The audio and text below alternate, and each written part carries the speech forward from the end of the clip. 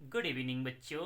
आज हम लोग पढ़ेंगे globalization and the Indian economy, class 10 economics chapter 4। हम लोग यहाँ पर थोड़ा ही पढ़ेंगे, आज जस्ट स्टार्ट करेंगे। जनरली 5-6 डेज हम लोग पढ़ेंगे छोटा छोटा वीडियो के जरिए, और चैप्टर कंप्लीट भी करेंगे। और यहाँ पर हम लोग थोड़ा हंसेंगे और पढ़ेंगे, क्योंकि प्रेजेंट का जो एजुकेशन सिस्टम ये कहते हैं कि थोड़ा सा एजुकेशन जो है सीरियस होना नहीं चाहिए। सीरियस होकर के कौन पढ़ता है बुर्बक की तरह, थोड़ा सा ह्यूमरस होना चाहिए, हंसते खेलते पढ़ो। ठीक है। So first of all, gone are the days, वो दिन चला गया जिस समय इंडिया का रोड पर सिर्फ दो ही तरह का, दो ही ब्रांड का कार, दैट मीन्स व्हीकल देखने को मिलता था, जैसे कि एम्बेसडर एंड फिएट। ये दो ही कार इंडिया का रोड पर देखने को मिलता था, और वो दिन चला गया। अभी इंडिया का रोड पर मल्टी ब्रांड का कार्स वगैरह दिखने को मिलते, जिनका दाम आपका लाखों से लेकर के करोड़ों तक होंगे। ठीक है। दैट मीन्स अभी मार्केट पूरी तरह से ट्रांसफॉर्म हो चुका है। दैट मीन्स मार्केट जो है पूरी तरह से बदल चुका है। दैट मीन्स यहाँ पर अभी सिर्फ कार ही क्यों, कपड़ों से लेकर के किसी भी प्रोडक्ट के बारे में अगर बात करेंगे तो मल्टी ब्रांड, वर्ल्ड का किसी भी कोना में बना हुआ कोई भी प्रोडक्ट इंडियन मार्केट में इजीली अवेलेबल है प्रेजेंट डे में। और ये क्यों है, ऐसा क्यों है, तो इसके लिए तो हम लोग को चैप्टर में आगे और पढ़ना होगा। तो यहाँ मैं यही कहूँगा, अभी तो पार्टी शुरू हुई है, बात में न कहना अभी क्या कहते हैं, बात में न कहना अभी दे दो वार्निंग, पार्टी चलेगी टिल 6 इन द मॉर्निंग। ठीक है। बाद में न कहना अभी दे दो वार्निंग, पार्टी चलेगी टिल 6 इन द मॉर्निंग। ठीक है। तो मल्टी ब्रांड का प्रोडक्ट्स अभी इंडियन मार्केट में क्यों है, वो अभी क्वेश्चन मार्क ही है। ठीक है। ओके। ना प्रोडक्शन अक्रॉस कंट्रीज टॉपिक को देखेंगे। Production across countries until the middle of 20th century, that means until the middle of 20th century कहने का मतलब यहाँ पर 1950। ठीक है। 1950 तक को हम लेके चलेंगे। ठीक है। 1950 तक इंडिया में जो भी प्रोडक्शन होता था, तो production generally with in a country होता था। दैट मीन्स कहने का मतलब, सिंपल सा एक एग्जांपल, 1950 से पहले सपोज करो कि इंडिया का कोई एक कंपनी ये जैकेट बनाते थे। ठीक है। इस जैकेट को मैन्युफैक्चर करते थे, तो जैकेट में चेन भी है, जैकेट में बटन भी है ना, डिफरेंट पार्ट्स है ना इसका, इसको कलर भी करना होगा, तो इसका डिजाइन भी करना होगा। पहले तो किस टाइप का जैकेट बनना है, डिजाइन भी करना होगा।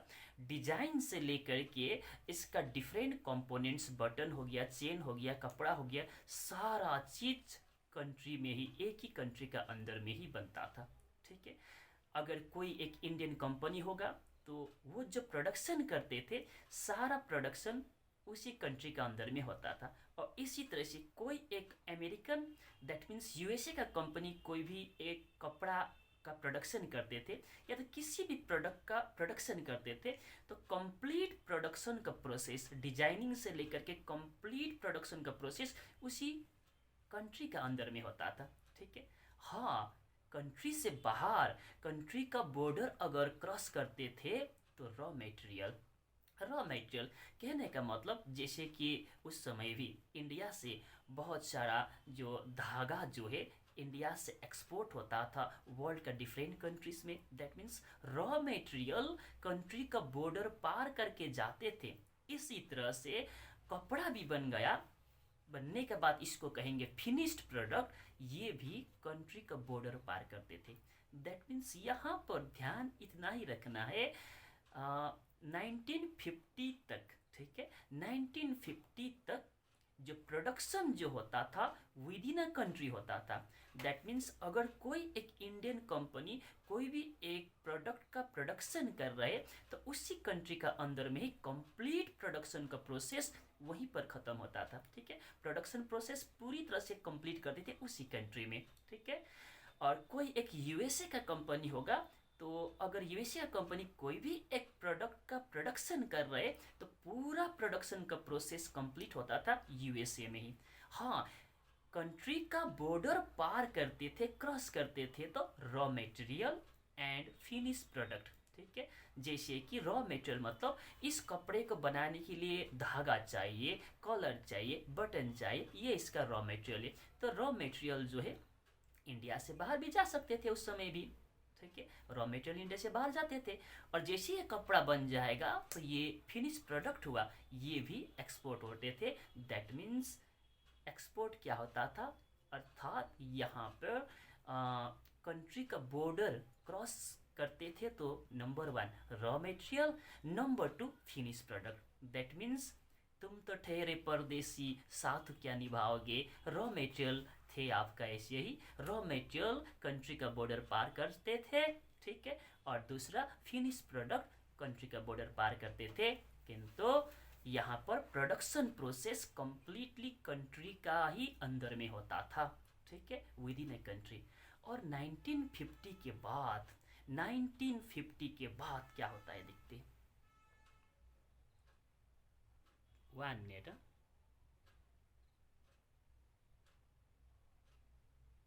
ओके, 1950 के बाद MNC फुल फॉर्म है मल्टीनेशनल कॉरपोरेशंस। तो फर्स्ट ऑफ ऑल MNC क्या है, तो मल्टीनेशनल कॉरपोरेशन इसको कहते। तो मल्टीनेशनल कॉरपोरेशन मल्टीनेशनल कंपनी है। तो मल्टीनेशनल कंपनी कहने का मतलब सिंपल सा बात इतना ही है कि पहले प्रोडक्शन होता था विद इन अ कंट्री, ठीक है। अब MNC मल्टीनेशनल कह रहा है, दैट मीन्स प्रोडक्शन जो होगा मल्टीनेशन में। दैट मीन्स प्रोडक्शन का प्रोसेस कंप्लीट एक ही कंट्री में नहीं होता है, प्रोडक्शन का प्रोसेस कंप्लीट होगा बहुत सारा कंट्री को मिला करके, ठीक है। दैट मीन्स MNC जो होते ये बड़े बड़े कंपनी है और ये बड़े बड़े कंपनी प्रोडक्शन पूरी तरह से कंप्लीट एक ही कंट्री में नहीं करते हैं, ठीक है। ये प्रोडक्शन का प्रोसेस बहुत सारे कंट्री में बांट करके करते हैं और ये इसीलिए करते हैं इसका प्रोडक्शन का कॉस्ट जो है कम पड़े, प्रोडक्शन का कॉस्ट जो है लो हो जाए, ठीक है। जैसे कि एग्जाम्पल को लेकर के अगर कोई एक MNC मल्टीनेशनल कॉरपोरेशन जो है अर्थात मल्टीनेशनल कंपनी जो है अगर इस जैकेट को बना रहा है, ठीक है, तो जैकेट को बनाने के लिए पहले तो इसको डिजाइन वगैरह करना होगा। तो डिजाइन करने के लिए स्किल्ड पीपल का जरूरत है। तो फॉर एग्जाम्पल जो यूएसए में स्किल्ड पीपल है, वो लोग जानते हैं किस तरह से डिज़ाइन करना चाहिए। तो इसका डिज़ाइनिंग वगैरह हो सकता होगा MNC कराएंगे यूएसए जैसा कंट्री में, यूएसए में ही डिज़ाइन कराएगा, जरूरी नहीं यूएसए जैसा कंट्री में जहाँ डिज़ाइनर्स वगैरह स्किल्ड पीपल होंगे वहाँ डिज़ाइन करेंगे इस जैकेट का, ठीक है। अब इसका जैकेट का डिफरेंट कंपोनेंट से इसका चेन बनाना होगा, इसका बटन बनाना होगा, ठीक है, इसका डिफरेंट पार्ट्स को बनाना होगा, मैन्युफैक्चर करना होगा। उसके लिए लेबर का ज़रूरत पड़ता है, ठीक है, लो स्किल्ड वर्कर्स का ज़रूरत पड़ता होगा। तो ये जनरली चाइना जैसे कंट्री में करेंगे क्योंकि चाइना में लेबर कॉस्ट बहुत ही कम है। That means production cost China में कम पड़ जाता है। इंडिया में तो हर घंटे में लेबर लोग यहाँ पर स्ट्राइक करने के लिए चल पड़ते हैं, ठीक है ना, बहुत सारा डिमांड वगैरह पड़ जाता है, बहुत सारा पॉलिटिकल सपोर्ट मिलता है, हर चीज़ों को यहाँ पर तो पॉलिटिक्स में इन्वॉल्व कराना है, तो यहाँ पर तो अक्सर इंटरप्ट करते हैं प्रोडक्शन प्रोसेस में। और चाइना जैसे कंट्री में कौन साहस करेगा इस तरह से। तो चाइना में जो लेबर का वेज वगैरह भी कम है, तो लेबर का वेज कम है तो प्रोडक्शन कॉस्ट चाइना में कम पड़ जाता है। तो चाइना जैसा कंट्री में एक MNC इसका डिफरेंट कंपोनेंट्स को वहाँ पर मैन्युफैक्चर करेगा, ठीक है। डिफरेंट कंपोनेंट्स मैन्युफैक्चर किया, हो सकता है बटन बनाने के लिए इसका मटेरियल वगैरह इंडिया में सस्ता होगा और बटन बनाने के लिए जो स्किल्ड पीपल इंडिया में होगा तो इंडिया जैसे कंट्री में इसका बटन बनाएगा, चाइना में इसका डिफरेंट बाकी पार्ट को बनाएगा, ठीक है। और इसके बाद इसको असेंबल भी तो करना होगा, चेन को इसमें लगाना होगा, बटन को इसमें जोड़ना होगा। दैट मीन्स असेंबल जो करना होगा, असेंबल करने का काम जनरली MNC ऐसा कंट्री में करता है जहाँ का सेंट्रल लोकेशन हो। दैट मीन्स जहाँ से पूरा वर्ल्ड का मार्केट जो है क्लोज हो, नियर हो। दैट मीन्स जैसे कि मैक्सिको होगा, ओके, सेंट्रल यूरोप होगा, ऐसा कंट्री में ये लोग क्या करेंगे, असेंबल करेंगे अपना प्रोडक्ट को, जहाँ से मार्केट नज़दीक पड़े, ताकि असेंबल प्रोडक्ट को किसी भी मार्केट में आसानी से पहुँचा सके। ठीक है, इस तरह से प्रोडक्शन करते हैं एमएनसी, ताकि इसका प्रोडक्शन का कॉस्ट कम पड़ जाता है। ठीक है, प्रोडक्शन खर्चा कम पड़ जाता है। नहीं तो सारा चीज़, सपोज एक इंडियन एक एमएनसी नहीं है, एक छोटा सा लोकल कंपनी है, इसको एक जैकेट बनाना है, तो ये सारा चीज़ यहीं पर बनाएगा, इसका बटन भी यहीं बनाएगा, इसका सारा कंपोनेंट यहीं बनाएगा, डिज़ाइन भी यहीं होगा। तो डिज़ाइन करने के लिए इनको हो सकता है कि बाहर से किसी लोगों को मंगाना पड़ेगा।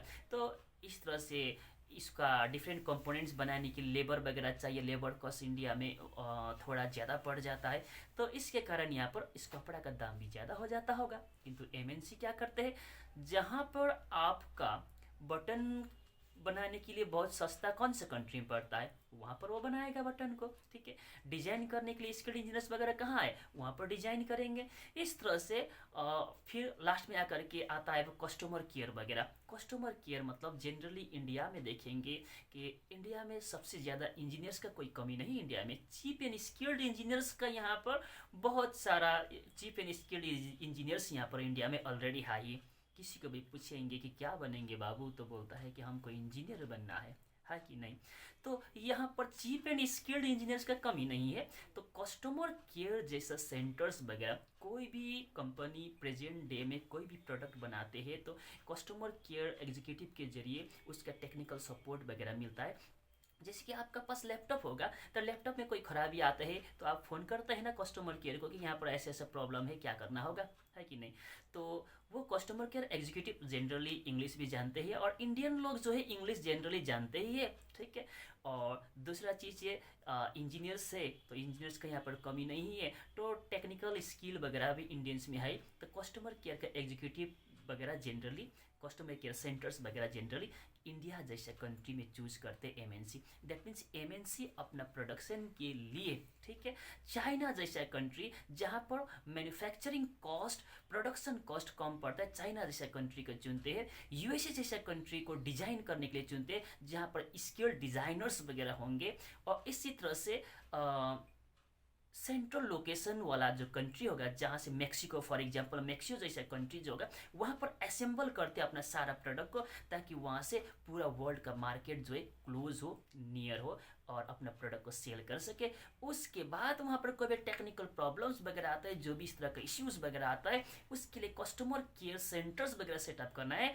तो ये लोग कस्टमर केयर सेंटर्स वगैरह सेटअप करने के लिए इंडिया जैसे कंट्री को सिलेक्ट करते हैं, जहाँ पर स्किल्ड इंजीनियर्स हो, जिनको इंग्लिश भी आते हो। ठीक है, इस तरह से एमएनसी काम करते हैं। तो आज के लिए हम लोग यहीं तक रखेंगे। आज शुरुआत है, जिसे पहले ही बता दिए, अभी तो पार्टी शुरू हुई है ना, अभी तो पार्टी शुरू हुई है। तो कल हम लोग स्टार्ट करेंगे पेज नंबर 57 का इंटरलिंकिंग प्रोडक्शन अक्रॉस कंट्रीज वाला टॉपिक से। ओके, थैंक यू, आज के लिए इतना ही, बाय बाय।